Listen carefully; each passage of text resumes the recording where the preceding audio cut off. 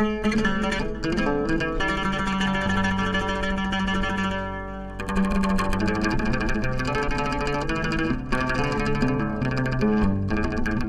welcome everyone to SOAS. We are so excited yet again to be hosting a night of Somali Week here at SOAS. I can't remember how many years we've done this, but probably about 10.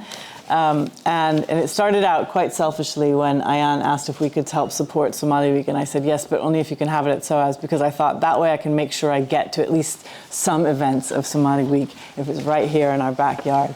And so now it's just become a really wonderful annual part of our sort of season of programming events. Here at SOAS we have two host kind of centers, the Center for Migration and Diaspora Studies, which is a kind of focal point for two master's degrees that we have in Migration, Mobility and Development and Migration and Diaspora Studies.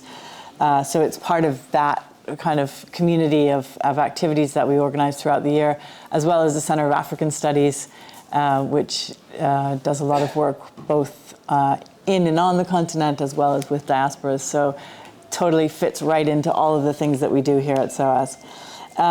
And welcome back to a few people. I see Alto, who taught me my very first Somali class here at SOAS. I'm so happy to see you back. I apologize that my Somali is not much better than the last time you saw me. So, and Pete, Pete, who's taught here before, welcome back from King's, and others, some alumni as well. Sagal here is an alumna of SOAS. So welcome back if you've been here before. We have a really great evening tonight. We're celebrating the publication of two new books, which you can buy yourselves and take home and I really urge you to do so. I've been enjoying reading them this week. And so we're going to hear from two of the authors, and then we want to sort of branch out from that and have a broader kind of conversation around the themes of migration, belonging, family, which I think is a really important theme that comes out in both of these books, and identity. So we want to hear from our three speakers, and I'll introduce them in a minute, but we'll also make sure that we have plenty of time for discussion and questions and comments from all of you. So let me first start by introducing our three speakers. We have to my immediate left, Ubah Cristina Alifara, who is a Somali-Italian poet, novelist, playwright, and librettist. She has a PhD from the University of Naples, Laureatale. She is the author of 3 novels. My Italian is terrible, so I'll pronounce them really badly, but Madre Piccola, which is from 2007. The original version of this book, Commander of the River, which we're going to hear about tonight, Il Comandante del Fiume, which was originally published 10 years ago in Italian, and so it's not only having its 10-year anniversary, it's now being reborn in a new version in English. And her third book is La Stazione della Luna, which was published in 2021. She's also the author of a poetry collection, La Danza dell'Orice, published in 2020, and a collection of short stories published in 2022. So Ubah will speak to us first about her book, but I want to introduce all of our speakers first, and then we'll get into the discussion. So our second author is Aamna Mohdin, who is a community affairs correspondent for The Guardian. You may have read her journalistic work there, covering issues related to race and inequality. Scattered is her first nonfiction book, which has been published by Bloomsbury. And the book has been praised as a compelling story from a gifted storyteller in a moment where refugees are often talked about but rarely heard from. Her voice breaks through. That's what Gary Young, who's often also of The Guardian, had to say about it. Scattered reflects Aamina's own experiences as a refugee arriving in the UK at age 7 after her parents fled Somalia. And she pieces together her family's scattered history and her own journey following her own family's history back to Somalia and then to the refugee camp Kakuma in Kenya. That was her home in the early childhood. So she'll be talking about themes of identity, reunions, trauma, and above all, the defiance and joyful celebration of family and the third culture kid experience. And then, so we're going to hear about both of these two books, and then we're going to add to the mix Sagal Ali, who is a Somali-Danish author and artist who has returned to Somalia, most recently to participate in Somalia's peace-building process through art. Most importantly, she's a SOAS alumna, as I mentioned, having got her BA in African Languages and Culture here. And then she went on to get an MA in Cultural Heritage Studies at UCL. And she's been working for a long time to revive the cultural sector in Somalia, first as the expert consultant on a project funded by the EU called Reviving Culture, Building Peace, and then as a senior advisor for art and heritage, as well as the Deputy Secretary General for the National Commission for UNESCO for the Federal Republic of Somalia. She also founded the Somali Arts Foundation in 2020. SAF is a contemporary art institution that aims to promote and create conducive environments for modern art to flourish in Somalia, and she's trying to leverage the arts to ignite critical discourses about identity, migration, memory, loss, healing, and self-expression. So there are a lot of common themes that come out in the work that Sagal does through the arts in Somalia, as well as some of the work that Aamna and Ubah write about. So we're going to try to bring all of that together and have a discussion, and it'd be great if you can contribute to that. So really excited to kick this off. Let's start first with Ubah. And for those who haven't been able to read your book yet, because it's just come out, and who maybe don't read Italian, can you just give us a brief summary of what the book is about? And then I think there's a piece that you want to read of it. Yeah. In Italian or in English? Oh, yeah, we can decide later about the okay, because I can show it. Yeah, because I have it in my phone. So perhaps I will say some words about the novel, okay. and say why I decided to write this novel. And thank you so much, Laura. And I'm so happy to be with you and to be here at Somali Week Festival. With Sagal, we were together. She brought me together to Mogadishu. So I'm very, this is a celebration for me because it was very important. After more than 30 years, she was able to convince me to go back, to the city where I was raised. And so to talk about Il Comandante, I have a few notes. It's a little bit complicated for me because it's for sure is my second novel. It's a novel that I have written 10 years before. Yes, and now, and basically my first novel was really about the very generation of Somali people that were born in the diaspora, so people like me that had this kind of a story in their background where they were born in Somalia, raised in Somalia, and then left when they were teenagers. And that was my story. And then I have to deal also with the stories of people that were born afterwards or were raised in different countries. So Il Comandante, is ideally, for me, is a sequel of the second novel that talks about Somalis of the first generation about the war. And The Commander of the River is about this very generation of Somali kids born after the war. And the protagonist of this novel is an 18-year-old boy who was born in Somalia, but was raised in Rome, the city where I lived for many years. Now I live in Brussels, but I lived in Rome for almost 15 years, where many Somalis arrived after the war, but then they left because Italy was not recognizing colonial past. And then I think that what was very interesting for me was to trace this mental process through which one's personality or identity is formed, the cultural points of reference of the imagination. I think that imagination is the first thing in which the young man questioned power and authority, in which his mythical origins dialogue with the surrounding reality, the environment in which he's been raised. He grew up in Rome, but his parents are Somalis, and a major feature in his life is the absence of his father, whom Yaber has never met, and of whose whereabouts he has no idea. His father walked out years ago, and Yaber keeps a photo of him, fragments put back together with the unrecognizable outlines of the man. The title of the commander of the river is inspired by the Somali legend about the creation of the two rivers, Ubah and Shebali River, and which are the two main waterways in Somalia.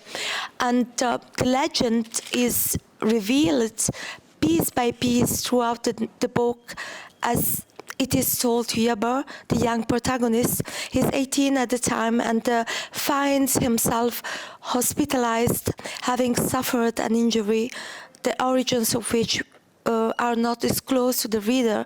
From a tender age, Yaber listened to his mother telling this tale, in the process learning that in order to know good, you have to live along necessary evil. Maybe I will tell something about this myth and my interpretation of the myth, and about good and necessary, what I mean for necessary evil. So I try to mingle together these memories, personal memories and mythological tastes, trying to investigate also how the historical experience of one generation is received as childhood memory in the next. I think there is this idea, this concept of Boston generation that it has been described by Eva Hoffman, where she said that mythology can come to include a world divided into two opposing forces, the force of evil and of idealized victimhood, of persecutors and persecuted. And so I think that this idea of second generation for us as well, of too powerful, often traumatic experience that preceded the birth of the children born in the diaspora, but that were nevertheless transmitted to them so deeply as to seem to constitute memories in their own rights. And she says past memory is not identically to memory, it is past, but at the same time it approximated to memory, approximates memory in its affected force, describes what was passed down to their. Yes, so for me it was very important when I was working on this fragmented memories of children, yes, born after the war and raised, in this case in Rome, but they could have been raised everywhere in the diaspora. Yeah, thank you. I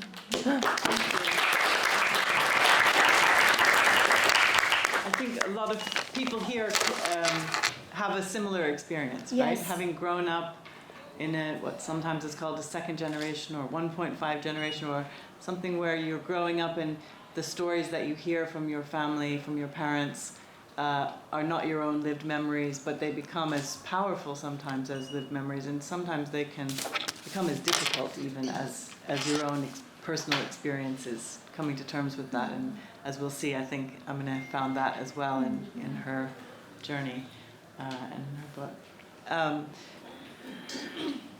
Could you give us an excerpt from your book? Could you read a little bit of it so we could get a flavor? Because Ubah's writing is very rich in imagery and imagination. It's quite Sorry. Strong. It is about translation. I think that is an interesting excerpt because so the protagonist at one point he thinks that he forgot Somali, but he happens to meet a Somali who is a little bit older than him, and he tells him his story, and he says that he was basically he was raised in Italy, and he lost any kind of communication with his mother.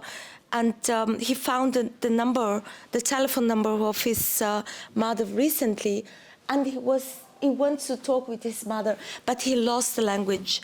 So yeah, but perhaps but it's okay. It's just I just wanted to share this first part, but it's okay. We can go ahead, and maybe I can read it later. Yeah, later on. Fine.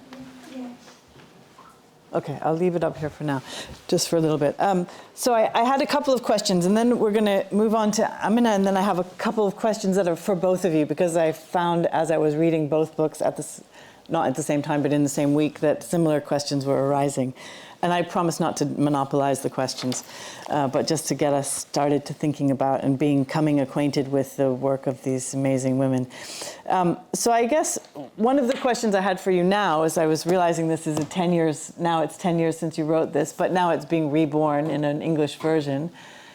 Do you feel the same way about it now as you did when it first came out? Or you've written another book since then, another novel since then. So help us to understand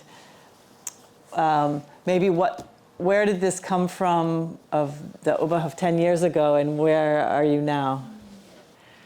Yeah, it's an important question. I think that it's still there. I mean, especially recently in Italy, I mean, the discussion about also with this political, I mean, yes, environment.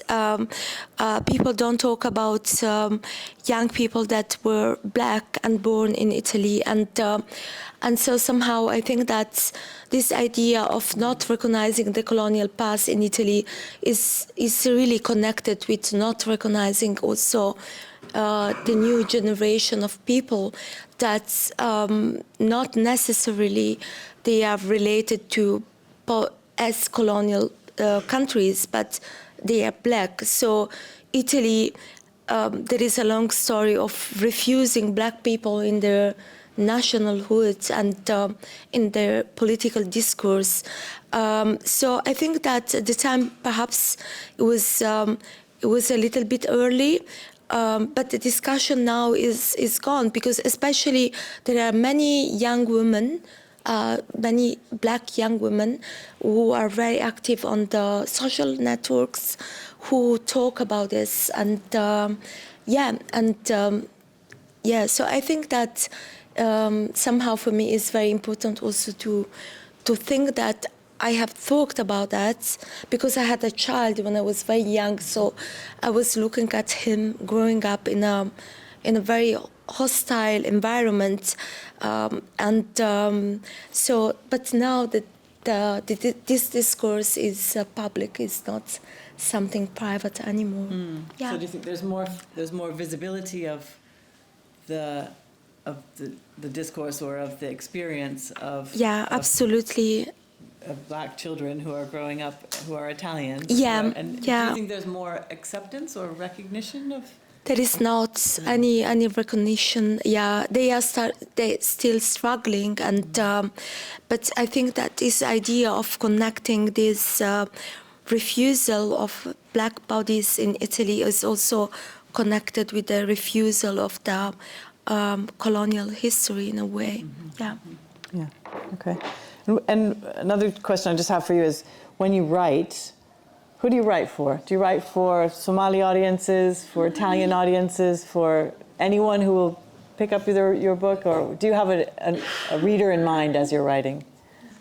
Oh, I think that, I mean, ideally, we all write for a universal. That's, I mean, the the best thing that we can do, for a universal audience. And obviously I write in Italian, so my first audience would be Italian. And I work with the Italian language and trying also to work on the language, manipulate the language.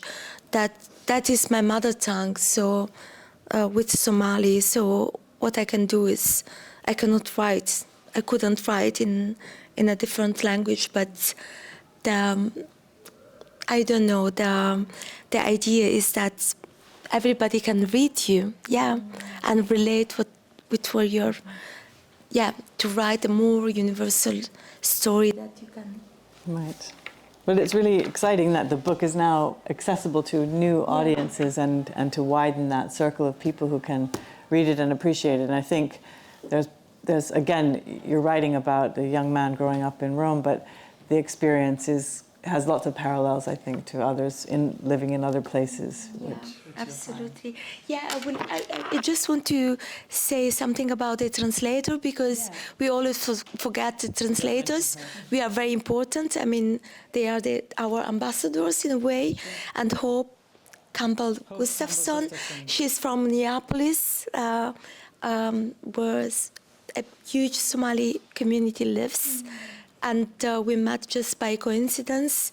And we had a very short residency together where we were translating sentence by sentence everything. We are reading out aloud and seeing how it sounded in English. So I just want to tribute her for... Absolutely. Yeah, thank you very much. Right, I'm gonna move on to Aamna and talk about her book, and then we'll come back and have a bit more of a joint conversation. So, Aamna, so whereas The Commander of the River is a novel, it's a piece of fiction, Scattered is really not. It's very true. It's a very non-fiction story, right? And it's a story that, you can tell what the story is about, but it's just generally about trying to understand your own family's history. Can you tell those who haven't been able to read it yet, the quick... From what I could see, just to say, I'm so excited to read your book. I just related to it so much, especially what you were saying about the diaspora children, and I think a lot of us here were able to relate to it. So Scattered is a memoir. It's a reported memoir, and it's about me and my parents, Fatima Mohammed and Mohammed Noor, the two most wonderful people in the world. I'm so lucky to be able to call them my my parents. I'm sure they'll say the same about me. But I work at The Guardian. I cover a lot of issues around migration, racism, and it's called the Community Affairs Correspondent because it's The Guardian and it's very English, but essentially is a race correspondent role. And I've been really lucky to have that role for the last 3 years, and before then I was just a general news reporter, but I was regularly covering the refugee crisis in Calais and across Europe. And I did so, and I'm embarrassed to admit, really completely unaware about my own story. Well, I know that I came to this country as a 7-year-old and that we migrated here, but I didn't really have much memories outside of that, and I didn't seem that interested in inquiring. I say in the book, I almost excised my Somali identity from my life. I've got Somali family members I love deeply, and we go to Somali cultural events and lots of Somali weddings. But so Somali is my first language. I can't speak it anymore. I can understand it, which I know is very common. But I didn't know next to anything about Somali history. I was it probably won't be a surprise, a deeply uncool and very nerdy teenager, very into poetry, and I thought it was very deep and meaningful, and I was having thoughts that no one had before. But, doing so, reading these poems of these English poets, not really knowing that Somalia was known as the land of poets. And, I feel really sad thinking about 15-year-old me in my own bedroom, not really even going to my dad in the next room and asking him about his knowledge. I think because I was just very infatuated with England and being English and fitting in and integrating. So the book was a real confrontation of that finally. And two things that happened was, one, I desperately started to get these memories like come back to me because of the reporting. When I was in Calais, I really felt like I had been there before. And then when I first came back and I told my mum what I'd saw in the refugee camp in Calais, the first thing she said was, "Why have you gone back after everything we did to leave?" And I was like, "What?" And then she told me off for how I was dressing, because she said, "You've got a nice job now. Why are you dressed like a refugee?" I was like, "Thanks, Mum. That's really lovely of you to say that about refugees." And we sat there. It was such a monumental moment in our relationship, because she walked me through the years that we spent together in Kakuma refugee camp. And as extraordinary as it sounds, we've literally just never spoken about it since leaving. I think it must have been too traumatic for me, and that's why I forgot, and it must have been too traumatic for her. And that happened when I was about 22, 23, and slowly it took, I would say, I started writing the book 4 years ago, but the process of coming back to who I was took a decade, really. So the book is really that process of me going to the British Library, learning about Somali history, calling my dad, and honestly, without fail, knowing, I know his uncle. oh, I know this guy. We went to school together. I'm like, what? And learning about Somali culture, reconnecting with my parents. You know, I think the real sad thing about memoirs is a lot of people write them when their family had died or their parents have died, and it's really is a love letter to them. You know, I really wanted to thank them for everything that they'd done, and I was really keen to show the world something different about refugees. So one of the things I said to Bloomsbury when they got the book was, I don't want to write a misery memoir. Somalis are like the funniest people I know, and particularly we've got a very black sense of humour, I think, and it was very funny of me putting things in and my editor being like, "Is this okay?" She's white. And I'd be like, yes, this is how we've coped and how we've dealt with it. And especially someone who works in the mainstream newspaper, in the media, I kind of see how Muslim women particularly are portrayed, and the way our, I think, political class portrays Somalis and Muslim women. And though I'm trying a lot to, you know, push back on that, it felt quite nice to be able to step away from the day-to-day news and write something a bit more long term, and it felt something more definitive. So the book is really about that process of my mum being almost 8 months pregnant with me when she leaves Mogadishu with my dad, and that really incredible journey they take through Somalia to Kenya, where I'm born, and the camp that we live in, and the choices that they felt they had to make, and just how much it still astounds me when I ask my mum, among, you know, there was the famine, just displacement, war. She has all these really joyful stories of human resilience, of community, of love and family. And it's just the way she even speaks about my birth, which, as someone who just gave birth like a year ago now, it sounds terrifying. But she's like, "It's the best day of my life. You were here." So I just think it shows the real resilience of Somali women particularly.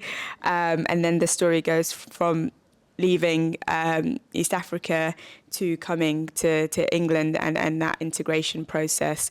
And then I decided I really wanted to do lots of reporting for the book. So I go to Mogadishu, where I actually messaged you. You're like quite central to both of us, which I really love. Say, you know, I'm working on this book. I'd really love to speak to other young Somali creatives and writers. And she introduced me to some fantastic photographers and poets. And I've got actually a chapter in the book called, you know, Meeting the Youth of Mogadishu, which was so incredible, just because, one, it made me realise what it means to be in the diaspora and what it means to grow up and be there, and the tensions and the joy of coming back together. Everyone was just so happy that I was there and I was doing that reconnection. Lots of people told me off that I don't speak Somali anymore. That kept happening, which felt nice, like it was almost familial and intimate. But and it was also the very first time in both me and my father's life that we were in Mogadishu at the same time. So I wanted to read an extract of that where I meet him, if that's all right.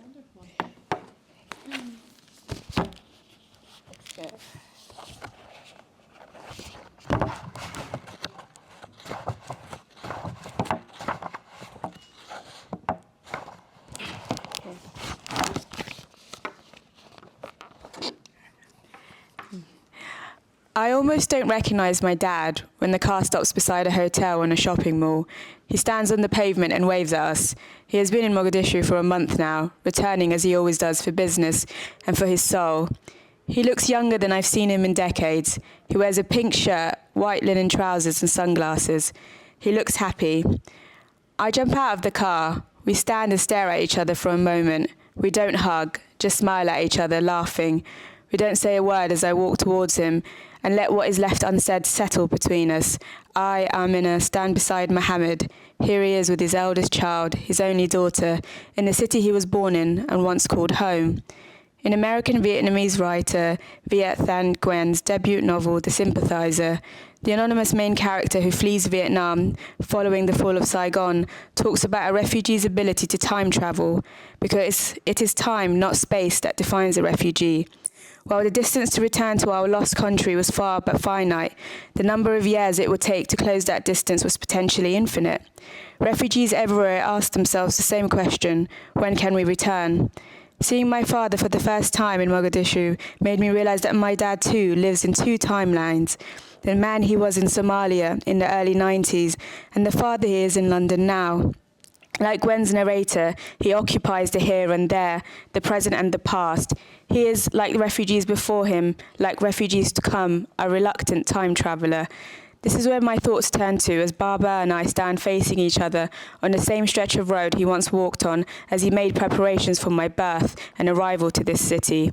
As we walk side by side that morning, falling into step with each other, he says what he's been waiting 3 decades to tell me. Welcome to Somalia, welcome to Mogadishu, welcome finally home. Thank you. It's beautiful. Thank you.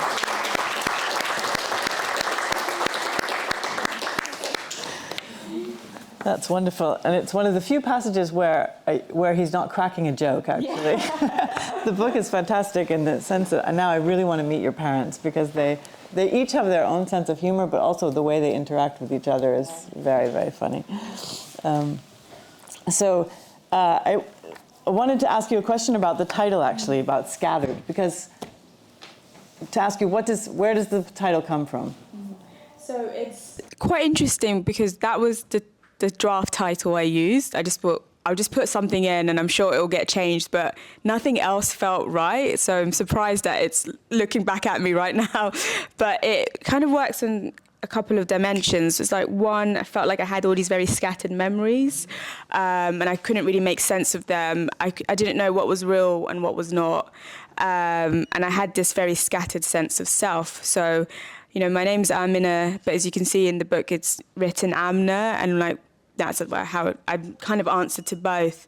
And the reason why is when we landed in Europe, in Germany, my mum and I declared asylum, and I did so as Aamna, but as we came to the UK, so we didn't get caught up with the Dublin Protocol. My name got slightly changed, so I didn't get deported back there. It's okay, I checked with a lawyer to see I can't get deported now for admitting to these things. And they said we're all good. So I've always answered to both names. So the book was almost talking about this kind of scattered identity that I had. I've sometimes have dreams of me speaking in Somali, of speaking to my dad in his first language, and I call them dreams, but I almost feel like they're quite nightmarish because I'm trying to reach out to something that I was. And it's not too late. I really am trying to learn Somali, but my dad burst out laughing because I'm like, "Assalamu alaikum, fi anta hai." And my dad's like, "Your accent while talking Somali, it's terrible." But he's very happy that I'm learning, and I I want to say I do still speak Arabic, so I have been able to hold on to one of my original languages. And then I guess it's the scattered of what I feel like is the Somali experience. Like one joke that's often said is like, there isn't really a country where there aren't Somalis, so you are going to find us everywhere, and there's an incredible community everywhere. But it's really that experience of this horrific and extraordinary civil war just rips us apart. And just I have this mental idea of just us just being scattered across the world, and even our families are. You know, I think when I meet my dad's family, when we were all teenagers, like having this really big group meet up, we all got our passports out, and we had like a British passport, an American, and a Canadian, and an Australian passport. But we were all one family. So I think that also speaks to just all of us being Yeah. There's also a sense in which your own memories are scattered, and you quite bravely, I think, bring in your own process of trying to understand the trauma that you inherit. It goes back to what Ubah was saying about inherit memories. Some of them are personal memories, and some of them are just things you find out about your own family history that are themselves traumatizing. And that's quite unusual, I think, for people to talk about their own therapy sessions while they're writing their memoirs. And the sense in which your own memory is scattered, I guess, in a way.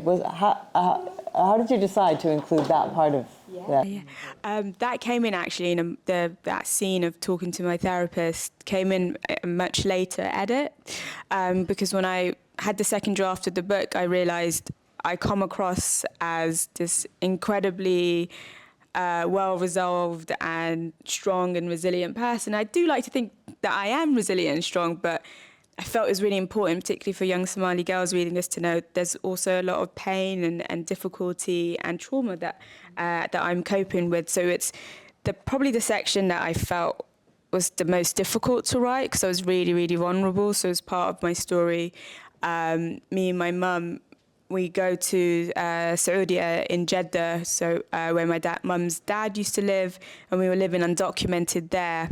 And my mum gets deported, and it's one of my earliest memories of being with her, where she's, I think, like, I don't know what happened, but they found out that there were people living undocumented in the flat. So her and her sister get deported, but I get left behind as a 4-year-old, and I don't see her for a year and a half. So it's just deeply traumatic separation. And I think what's interesting about trauma is like, it is just this lifelong battle. So even now becoming a parent, I think, oh my God, I don't know what I would do if someone took Ismail away from me. And then you remember your mother, and that's the experience she had. So is that time, you know, what Gwen's saying, it's almost, you're just constantly reliving things as you're in the present. So it was that where I do struggle a lot with separation anxiety, and wanted to explore that a lot more. And then I was so pleased that my mum was happy to me to talk about her own difficulties with her mental health and her struggles with her trauma. And it's a really beautiful chapter, actually, where I explore the role that the faith, my mum is so close to her faith. It's absolutely incredible to see, and how she holds on to her deen, and how it's kept her steady with everything that's happened to her. And then, you know, if someone's telling her, you should do mindfulness. It was quite a funny chapter as well, but like exploring like Western psychiatry, Western mental health with our own kind of local indigenous mental health, and how that can come in and combine, and what we can teach each other. I felt that was a real beautiful, like, intergenerational conversation that I'm so proud and happy that it's in the book. That's great. I think one of the reasons that people write memoirs after their parents have died, for instance, is that they worry about what their parents will say if they read their book. But you've got the uncomfortable position of your family being able to see what you said about them. Yes, so what's been their reaction to what you said about them? So proud. So there's, you know, in the event for this, the ticket sales for this event, there's a picture of all these Somali women with their phones up. That's my family, including my mum and my aunties. And that was the launch event that I did with Ked in June. So they love everything that's happening, incredibly generous and kind with their support, and they're really proud. And I had to teach them as a journalist what, like, on the record and off the record is. And then that got like, it was quite funny, it got very heated very quickly because Mum would say, okay, off the record, that definitely didn't happen. He's exaggerating about my dad. I really wanted to empower them and give them ownership of their story. But they didn't read the whole thing before I published it. So I did send it to them after and they were very happy with it. But they gave me lots of freedom and leeway to tell the story, yeah. So I want to bring Sagal into the conversation now, and then we'll open up for other questions. So, Sagal, you're kind of engaging in some of the similar kinds of themes through the medium of art and creativity. Can you say something about that, and why is that your chosen vehicle? I guess is an interesting. Well, just hearing both my sisters here talk about their work, I'm really shocked about how creativity is actually the spaces where we find the possibilities of going beyond limitations, whether that is in immediate physicality, whether that is ideas of who we're meant to be. So I think in many coincidences, I ended up back home, as you so beautifully write about, not because I always thought that was how things were going to pan out, but I think, I grew up in Copenhagen, and anyone who, I think my teacher, Alto, who taught me actually Somali, and so as a fellow would say about Scandinavia, there's always this idea that diaspora here at least had some other diaspora demographics to kind of sort of, be together in their difference. But really, when you grow up in the places I've grown up in Zone 5 in Copenhagen, and that's really suburbia, right? We were the only family of color in my little town.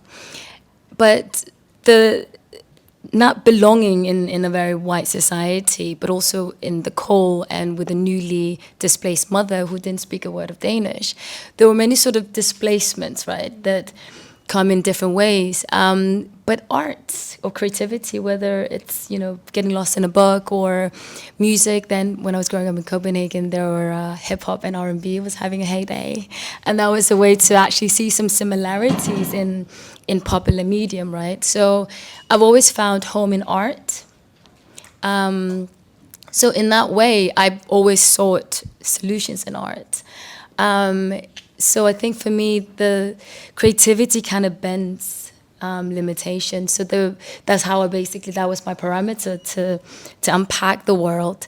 So when I, for again, a way that wasn't planned, ended up in Somalia, and I saw that, what the war had done so appallingly well, let alone break communities up, was also not give spaces to imagine.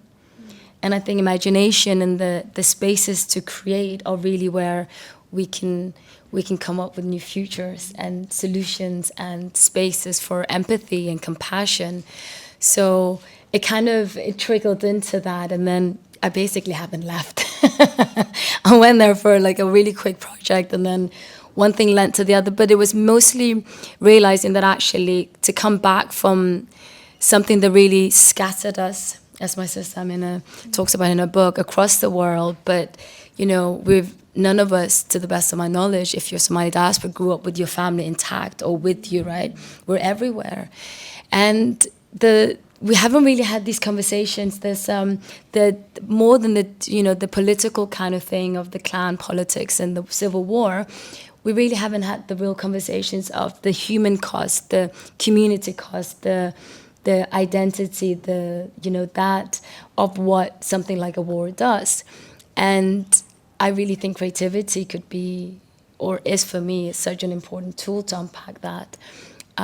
So that's the only way I know, and I think we should give that a go. Yeah, for sure. It was something reminding me of something that Sara Mire said the other night and the opening of Somali Week about the reception she got when she went back to Hargeisa and talked about archaeology and the need to preserve cultural heritage, and the response of some people was, we have bigger problems to than that, right? So how do you respond to? Do you get that kind of reaction too? Oh, And how do you absolutely, respond? Yeah. absolutely. But the interesting thing is, so when people first say that, and I think even in, so this kind of, the field of neuro arts is really kind of coming up at the moment, and even scientifically, we're really now seeing the real value, the tangible value of art. And I've seen that in Somalia as well. You can give someone shelter, food on their table, but those questions don't go away. The whys, why did we do that? Why, the trauma side of things. And I think without spaces to really express, we really won't even be able to scratch the surface of that. So, but we don't really say, we show. So in my organization, we create spaces for creativity to emerge. And when you do that, it's really interesting. People don't want to stop. Mostly, actually, if you ask someone, we've noticed that it's a really very loaded question. If you ask someone in Somalia, how are you really, in a creative space? People don't want to stop talking, because to be asked really, how are you, isn't part of the dominant discourse. You are told how to feel. Be fearful, be scared, have this opinion, have this lack, or actually, maybe in a more positive way, humor. So humor has taken over the things you can't say. So wakaftana, we always joke all the time, right? But I really think that the creativity or art isn't new things as humans. I think somehow we've commodified this, especially in the West, where, you have to have some means, or you have to be a privilege to be able to consume and create. But we know that innately. People know how to create. People know how to, where art is I think our human language, is our staple food, is our universal language. So when you give people spaces for that, they take off. So yeah, we haven't really had any kind of, any rejection, any push in any way, because people come to these spaces and they interact with it, and then, they make it their own.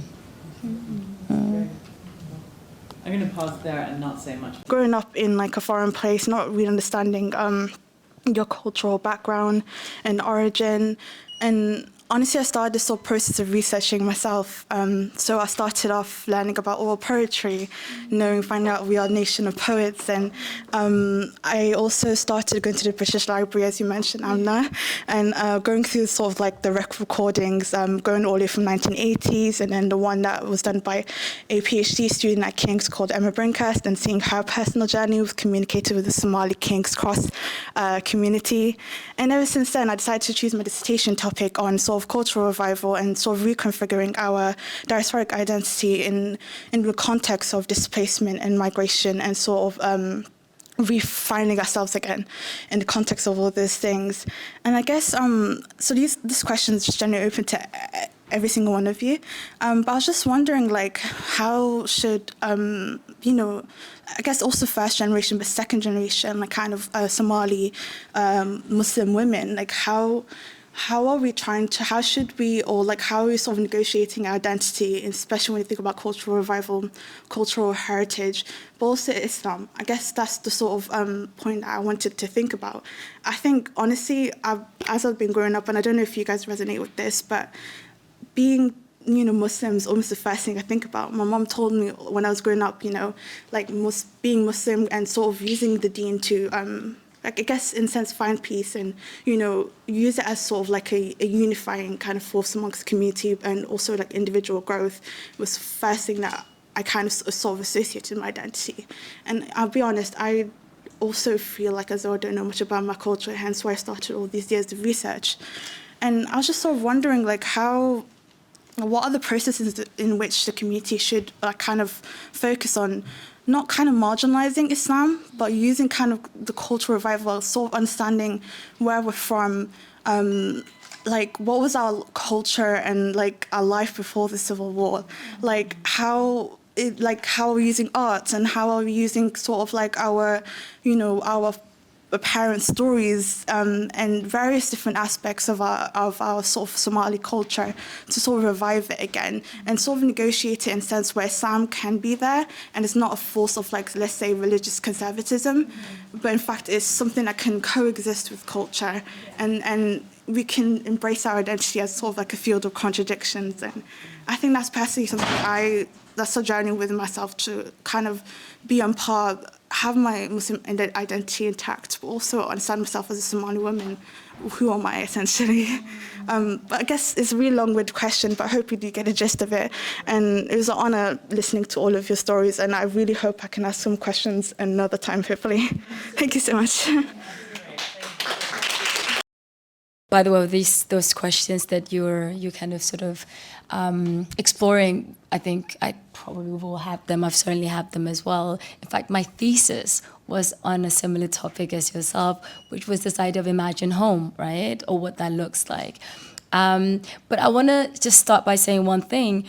We've always, like, at least for a very long time, we've been Muslims, right? So this, sometimes I don't take it very lightly when people say that there was the before and the after and this idea of we're better Muslims now. I think it's something to unpack and something we need to really have, conversations about as a community, because then what's happened is that the culture, or let's say our Somali traditional values, are put against what now has been interpreted as the proper way of being. I don't have an answer, by the way, because it's something I also kind of dance with, but I'll say that this is something we really need to talk about as a community, because then I think to alienate one over the other is really difficult.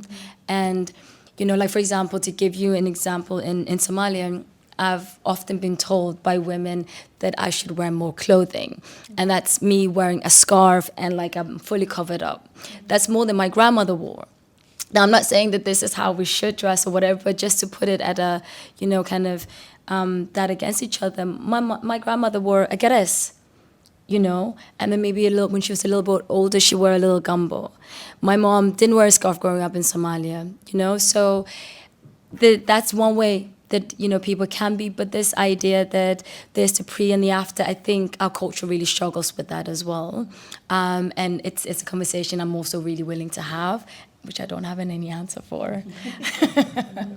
It's a comment. I think I completely agree with everything you said. It's incredibly tough, but I think the fact that we're asking these questions and having these conversations is such a huge sign of progress. I'm in the book, I'm really interested in the role that Islam plays as a healing tonic for refugees and war survivors. But something that's also really worth exploring is the interpretation that they'll have of the deen, or the way they want to live in this very black and white way, is a way of coping, of being in exile. If being a certain way as a Somali woman makes sense to perhaps my mother's generation, because they're not at home and they've become minoritized here, and it's such a violent country as a hijabi Muslim woman, and then to be black and to be a refugee population, I can understand why people hold on to it much more tightly. But there is a space, I think, to break out and ask questions about what does our culture look like, what is our relationship with music, what's our relationship with spaces with both men and women inside of it, what's our relationship with our clothes and poetry. And I think there is a much more of an open, just even now, just doing some of this book publicity, these are questions that a lot of young Somali women are asking.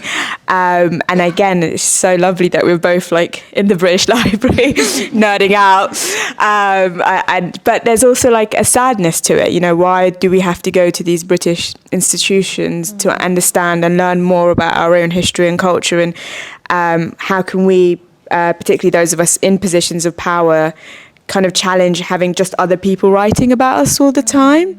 But yeah, I think that question you were saying before about, do we even have time for archaeology when it's such a bread and butter issue? That is, I think, what's happened for decades. I think when you're in such an extreme situation and it is just about finding safety, of course our parents didn't have time to sit down and say, this is my favourite. Some did, which is amazing, but these were my favourite Somali authors. This is what I was listening to. These are the songs I was listening to, because even in the book, I didn't touch on this as much, but like I came across this band called Dur Band, and I was just like, and I'm loving like Somali like funk music, and I was listening to it, and my dad came in, and I could just see he had this moment where he was like, I haven't heard this in such a long time. And then he showed me this picture of him wearing skinny jeans and had his massive afro. And I was like, excuse me. This hates that I mentioned this, but I just was like, why don't you share this part of yourself? So maybe it is pain, you know, that's gone, and there aren't those kind of, as much of those spaces here. But then again, if you look at the Somali Week Festival, the kind of incredible work but both like Sagal and Aamna are doing, I just think we're getting somewhere really, really exciting. So I think keep pushing. I'm fascinated by the dissertation that you're doing, and it was honestly an honour to hear from you. So thank you for sharing. That was really lovely.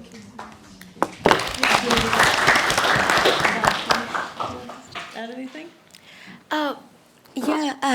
What can I add? I mean, for me is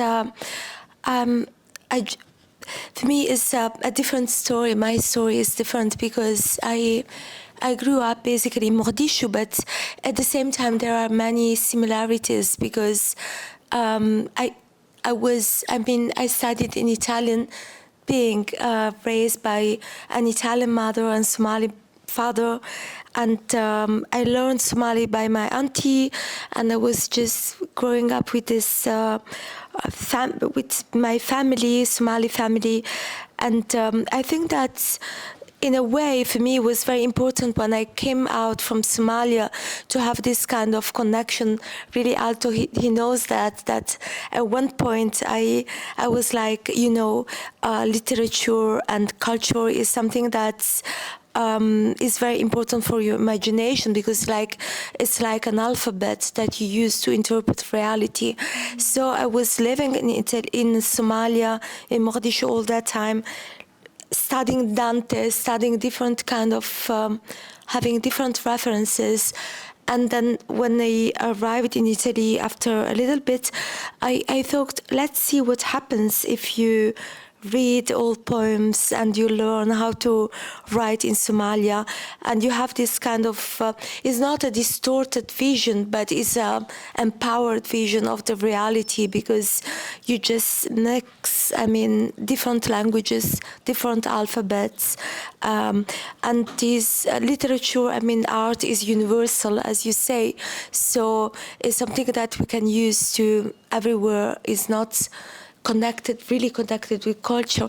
And there is something that I would like to say about Scattered, which is very a story that at one point when I was writing the first novel, I used to spend a lot of time at the phone because everybody was scattered in the world.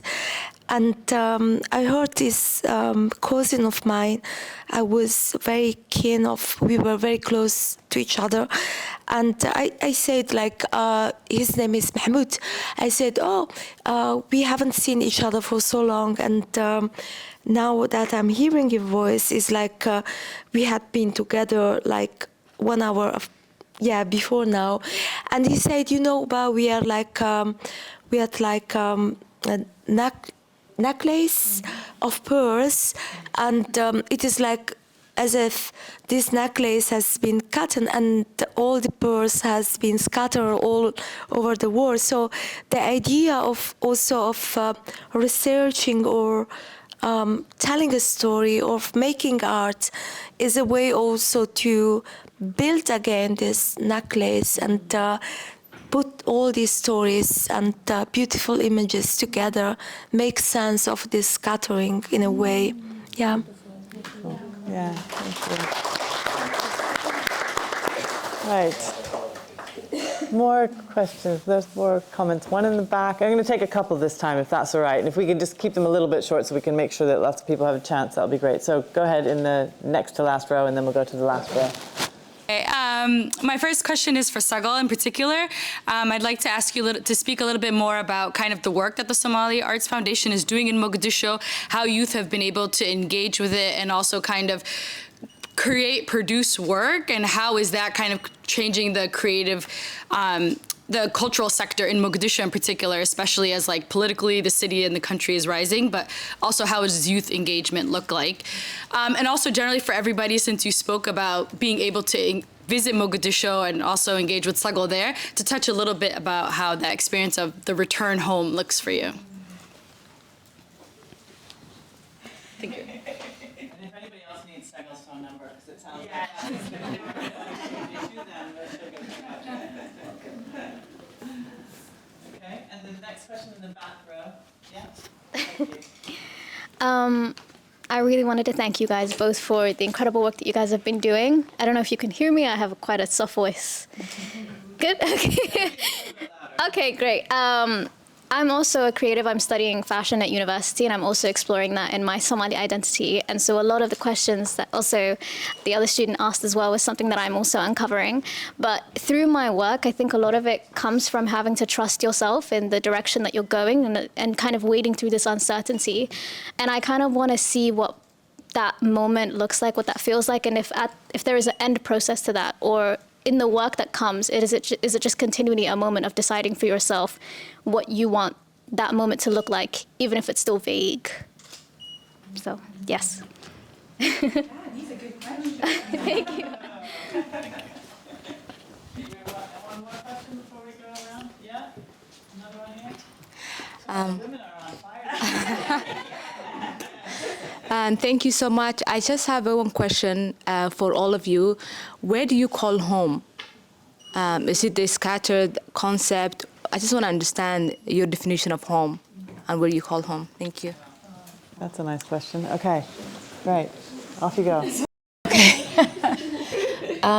Thank you so much for that question.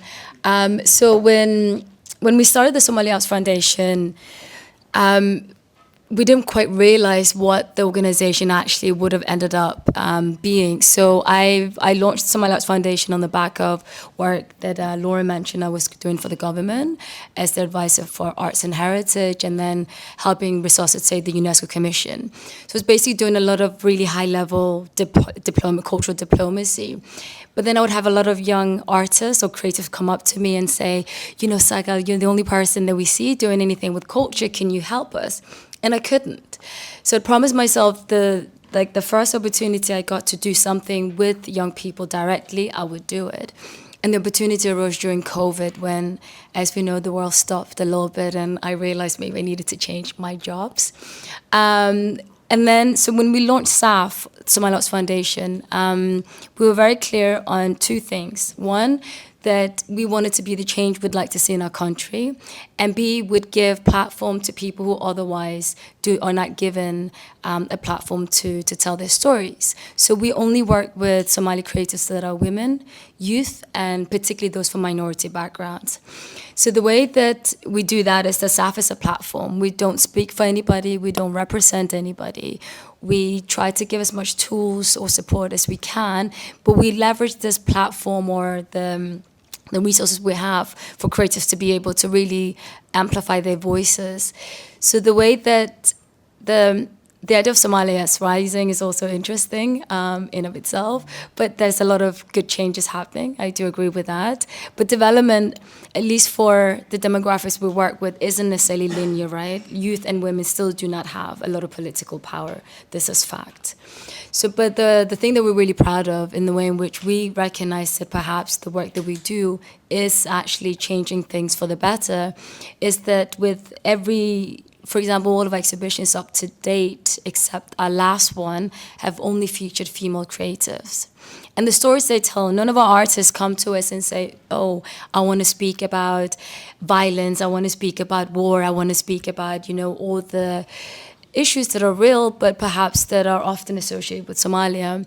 They often explore things that are very personal to them, whether it's the, you know, what inspires them, their own personal reflection, community, friendship.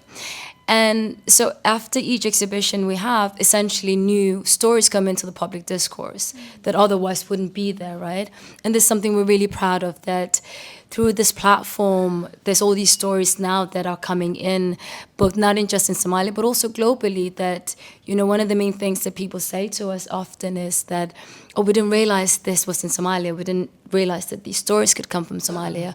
Or there is these sort of a plethora of different types of lives in Somalia, not just what you see on the news. So that's sort of one really big way that I think the perhaps change kind of shows up in our work.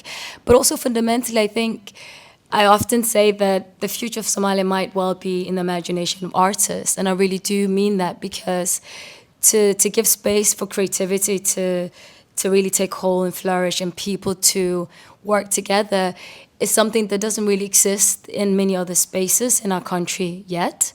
We hope that's going to change. So that giving a platform for self-expression, we've really seen how that's really changed the artists that come through the organization. And we just hope that this is just the very beginning, and we'll have many more joining us on this work. I don't know if I've answered your question. It was a really great broad question. Yeah. Okay, brilliant. I really did like your question about how do you decide who you are, and the question about identity. It is this ever-evolving process. You're not going to be the same person you are this time next year. So of course your sense of self changes as well. And there's fear when you realise that it's this constant work of defining yourself for yourself, and for me it's also like doing the work within the community to kind of pull down that ladder and work with other, like, particularly for me, young Somali news reporters. I'm like developing a little crew of Somali reporters at The Guardian, which is brilliant. And I love talking to them, because just even those conversations change my idea of what it means to Somalia. Every conversation I have with someone influences it, and I challenge things and they challenge things. And just all the life processes that you go through, you're a student and you graduate, if you find a life partner, if you move out from home, even just the past year. So I feel like I keep going on about being a mum, but it's just a big thing. I've just come back from maternity leave. That has been huge questions of, well, what does it mean to be a Somali mum? What does it mean to, just little things like, I don't have a birth certificate. The only kind of ID that I have is the passport after we naturalised in this country, and this just the morning that I got to go with my son to register him as a British citizen felt really intense, and I was having all these emotions about belonging and citizenship, and him just having it straight away like my brothers did, and not having that process. So it's a constant work, but there's also so much joy to be derived from that work, and so much art that can be derived from that work. We're in such a unique and special position as Somalis, because I don't think anyone here thinks, oh, I don't know what to write about, don't know what to kind of express. We don't have boring lives, shall we say. We're not from a boring community. Not that there are any boring communities, but I just feel like there's so much going on. It's all very exciting. So I do think in 10 years' time, you're going to be doing the soul searching as well again, and that in itself is a good thing, because you don't want to stay stuck as one person and not changing that. That would be a very sad way to live.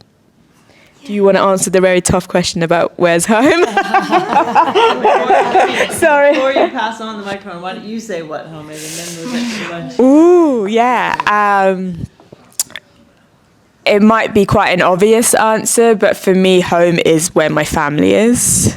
I remember being in Kakuma for my last few days. I'd been traveling for about 8 weeks for the book, and I really, really missed home. And then when I was closing my eyes, I was thinking of London, and I was thinking of the people here in London. And I was saying in the book, a lot of my extended family are scattered all across the world, but alhamdulillah, I'm so lucky that, my mum and my dad are here, my brothers are here, my husband is here, so that's who I'm really drawn to. And I've moved about so much for the first 7 years, Somalia and Kenya and Saudi Arabia and Germany and even Holland before finally landing in England. But it's quite funny, since being here, I've never lived anywhere else. I even went to a London university.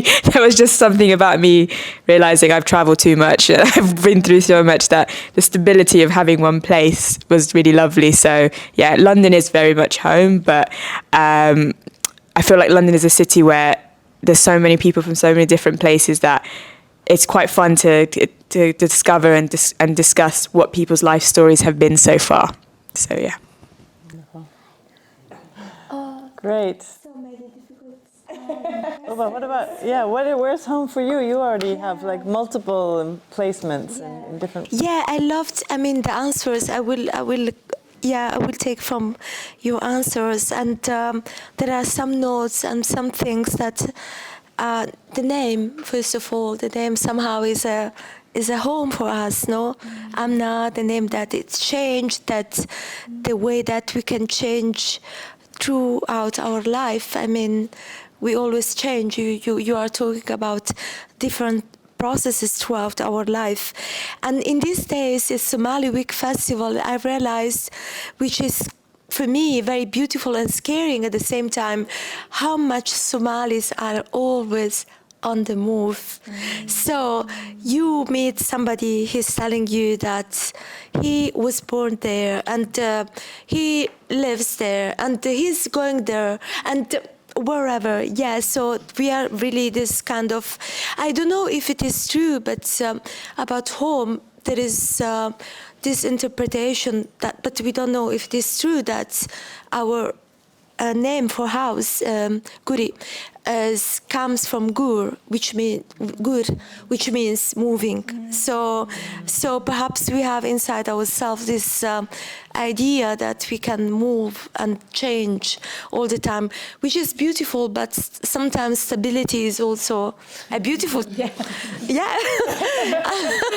It's also a beautiful feeling somehow. So yeah. Thank you. I think we were talking before we started about the coloniality of language and how sometimes it's difficult to express yourself in one language or another. And I think the concept of home, I've written about this as well, I work in Ethiopia, but the concept, asking people, I wrote a book about when do people feel that they're home. Just the word home in English implies a lot of, you can have a lot of different meanings. Whereas I think in Somali, as in Tigrinya, where I was working in Tigrinya, there are 5 different words that can mean home. It can be your house, where your family comes from, the country you come from, the region that you're from. I'm going home at the end of the day is different than I'm going home where my family is. So sometimes in asking the question, we predetermine what the answer is, which I think is hard to.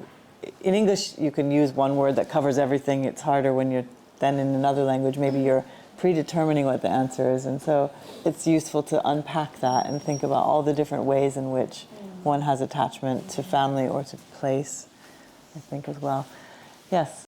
The arts is very important. But I think people can be better organized at a national level to coordinate this. To take a concrete example with the Somalis in the UK. The early Somalis that came here tended to be sailors because they were used to coping with heat and they found they could get jobs running the furnaces on the ships. So from Aden or from Djibouti, some of the first Somalis who started to travel the world were sailors. And Nadifa Muhammad has developed that in one of her books, The Fortune Men. And, there's lots of other stories. One of the first interracial riots in the UK was in the northeast of England when the British sailors who were getting laid off took on the Somali sailors or the other sailors from other countries, because the Somali sailors were more popular with the British ship owners because they didn't drink and they worked hard and they ran the furnaces very well, whereas the British sailors were always arguing.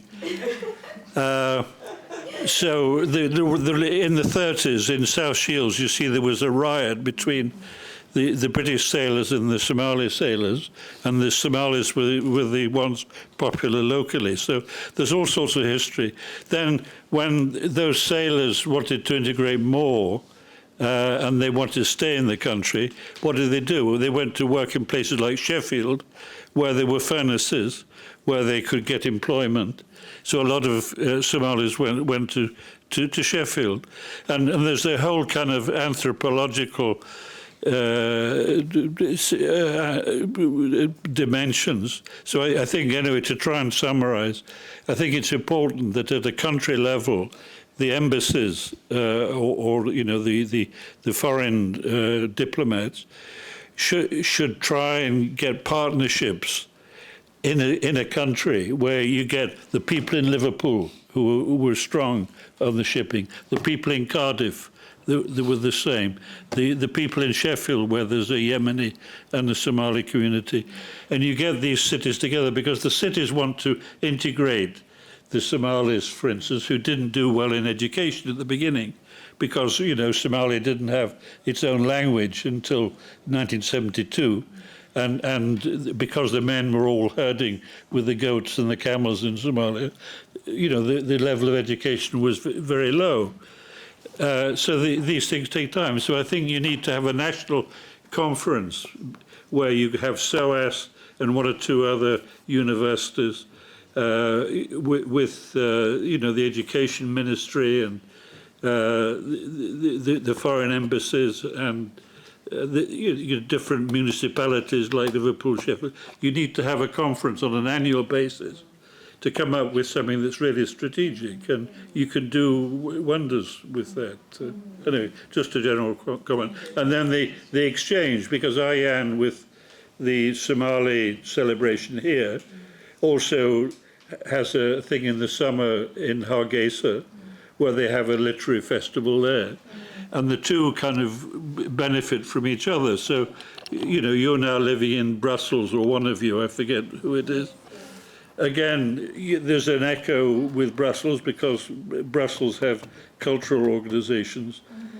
And I know several different nationalities who are working with diplomats in Brussels and this country. Ireland is getting more proactive. So it's a kind of local, city, international, broad-based thing that needs to be put together on an annual basis. People love festivals. And they don't forget once you've got the slot, No, thank you. Okay, we're going to take a couple more. Let's take that was kind of a comment, but we can have some reactions if people want. But then maybe we take another couple of comments and questions. Yeah, in the front. Thank you very much. I have maybe one question and one comment. Choosing the title "Scattered," I think you got it. Thank you. There's no doubt about it. Because the word itself, when we're talking about refugees, we always talk about scatteredness, scattered. Arar, waqahnay, firhat. We always talk about that. And the word diaspora itself means the same thing. The original diaspora. Or similarly close to. So you got the title, don't worry about it. My other question is for both of you. We have Somali audience who read in Somali. What are you going to do about that? Being a translator myself, I always ask this question. If I see any Somali who writes in any other language than Somali, and I think Ubah chose a very beautiful piece here, which itself talks about translating something into something else, Italian into Somali or Somali into... So I would like to ask you about that. Are you planning to translate your books into Somali? No. Question. Should we have one more? This seems to be the round of the gentlemen speaking up. I'm glad I feel empowered now. Thank you, Laura. My name is Abdurrahman. First of all, thank you, both of you, how you narrated the beautiful story of your experience in Mogadishu or in Somalia. It's not easy after so many years going back and see what you have said anyway. So it's a beautiful story, and thank you for that. About Cristina Ubah, I was born and grew up in a city on the edge of River Shabelle, in the middle of Somalia, Beledweyne.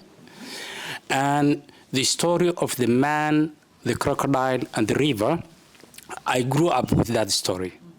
And I remember I wrote a book, children's book, and with the title of Bahar Boqorki Webiga. Bahar is that man who belongs to the crocodiles. Boqorki Webiga, the king of the river. And here is commander of the river. So, and my question to Ubah is, I know there are at least 4 or 5 brilliant, talented young Somali ladies authors, writers, and like Ubah, like Kaha, who passed away recently, like Ijaba Shego, and so many. How the Italian public received you? I mean, Italy is not like in England. UK is a multi-ethnic country. Italy is not like that, even though something is changing now. So how the public, Italian public received you? Thank you. Take that, yeah, Bounce. Yeah, thank you for all those great questions. Yeah, that was fantastic. On the question of translation, it is my dream to get Scattered translated into Somali. It would be such an honour. I just get very emotional at the thought of my dad holding my book in Somali. I feel like that would take a long way to repair what was lost through the experience of exile. It's something that I've raised with my publishers. You know, I would love to be able to come to Mogadishu Book Fair with it translated into Somali. So please watch this space. I am fighting behind the scenes. And I just, yeah, please do come to me later, because I love meeting translators, and I'm actually weirdly working on a new story about Somali translators. So do come and approach me, yeah. But yeah, I would love to. And thank you so much for everything you said about the title. That was really lovely to hear. Yeah, thank you. Yeah, I would love also to hear about scattered, because there was this word that, you know, that when I lived in Italy the last years, I was living in Italy 10 years before now, there were many young people that were coming, and they were talking about the civil war, the Galga Sukeri, as burburka. So how can we translate burbur? Isn't it scattered, the scattering, the fragmentation? Yeah, so this word is always coming back to us, no? The fragmentation. So I was lucky enough, it was very beautiful, because not Il Comandante, but the last novel, Le Stazioni della Luna, which hasn't been translated into English, but I was lucky enough to have a mentor who is Ahmed Qasim. He used to be, maybe you know him, Abdurrahman. He used to be an engineer, and he's a pen pal. We started just talking to each other, and this very book was basically, he was based on the 50s in Mogadishu, and he was very young. He was a kid at the time, but he had memories, and because he's so well thought, he has a lot of documents. So we were talking every day. He was helping me also with the research, and at the end he decided to translate the book, even though we don't have he hasn't been published yet. And that was the biggest gift he has done me, because he was talking especially about belonging. He said, okay, you wrote this book in Italian, but this book belongs to Somalia as well. This is a story that we share, so it should be translated in Somali as well. and about how the Italian public, you were talking about Kaha, who passed away, unfortunately, and Ijaba. Yeah, they just ignore us. It's very dangerous because sometimes it's like the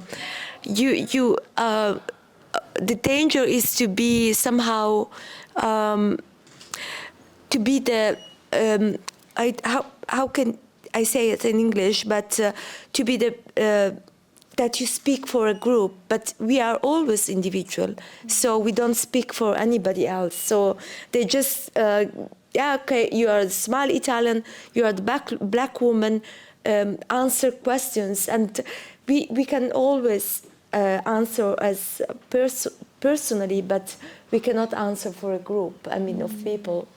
Yeah. Well, I think translations are really interesting. Like I remember actually when I was studying at SOAS, we had this this unit called Perspective of African Perspective with Quadro, who is a very flamboyant Ghanaian professor. And at one point we were reading these poems written in exile, and there was one that stuck out, and it resonated with me. It's by a Ghanaian poetess called Abinabusia, and she writes, all my friends are like exiles. We rendezvous in the most unlikely spaces. We're a jack of all trade, but master of none. And that's really how I feel about my languages. So translation for me has always been something really interesting because I speak Danish. That's kind of my first language. But up until the age of 18, when I migrated from Denmark to England. And then I studied in English in my formative years. Now I've returned to Somalia where I realized, معلن alto, Somali ma ako niya. When I went to Somalia, Tagalog, I learned Somali by actually claiming my space and saying, no, my broken Somali is good enough. So I think, one of the other things about being in the diaspora or being scattered is that also many other things are scattered. Continuity, whether it's language, whether... Sorry, I keep just forgetting this, right? So language is something really interesting that I keep coming back to, and it's something that doesn't quite... It's always the elephant in the room, because it also speaks to all of our different parts of identity. And to take up my sister's question there about how do you decide who you are, honestly, I came to the realization that you have to do it for yourself. And for some of us, particularly for myself, I feel that there's a lot of things that are uncomfortably together. There's a tension with all myselves, right? My Danishness, my Somaliness, my globalness, my femininity, the way I'm dressed with, there's so many things. And at some point, I think wishing that away is not gonna make all of these kind of issues much easier. So it's always omnipresent, it's always there. I think for me. Another form of scatteredness. Absolutely. So you have to bring it together. So one last question. Because there are many, like our first person who asked question, who aspire to be writers, artists, to capture that creative side of themselves. And so I guess the question is, what advice would you have for them as they set out on those journeys? That's such a brilliant question. And this has come up quite a lot, actually, while doing the publicity for Scattered. And my advice is to write down the story in your head. And it doesn't have to be in a written form, but if you do want to write a novel or non-fiction, do it, please. I'm desperate to read them. And then also, if there are other mediums like TV, script, other forms of art, photography, if there's a narrative that you want to take part in, and if you've got something to say, please say it. Like, I think this is one of the most exciting times to be both a Somali in the diaspora and back home. But the thing that is preventing a lot of people, of course, is the structural racisms and discriminations that exist, and just how hard it is to crack it in the industry, in arts and culture. But also the self-limitations that we do. We say we can't do this, or no one's going to be interested in this, and kind of trying to ignore that sound in the back of your head and just sitting down, doing the work and telling the story. It's so important. We're a community of storytellers, and I love how scattered has been used as a word throughout the evening. But there was this interruption, that happened after the war, and this recovery is ongoing. But part of it is reaching back, kind of grabbing all those scattered pieces of ourselves and telling the story, and everyone telling their stories, whether it is from Italy, the UK, from Mogadishu. I think once it comes together, it's just such a beautiful symphony, and I think it's something I'm really excited to be part of. Yeah, I love this idea of symphony, and I think for me it was very important because for me, as you say, we had this interruption, and I used to write this journal. I always tell this story. I used to write this journal every day when I was a teenager, and then suddenly I stopped. I had this interruption because I didn't have the words anymore to talk about what was happening in my life, in our lives, and then I gained this kind of language again when I joined my dear sisters in the diaspora. So everybody was talking a language that I could recognize. That was not only the language that people were speaking in maybe in the place where I was living. And I think that something very important for me was also to start collecting oral stories. I mean, just also with I was talking about the telephone. Sometimes at the time we didn't have the mobile, so I was with this telephone, sit down, and people were telling me from wherever, whatever they were living, they were telling me a lot of stories. And not to be distracted, I started for fun to write the stories, and it was so beautiful, like rereading them, because there were so many small details that made a story. It was not, something a hero story. It was really the daily life, which was so mythical and beautiful. It looked like this. So just start taking notes and listening, and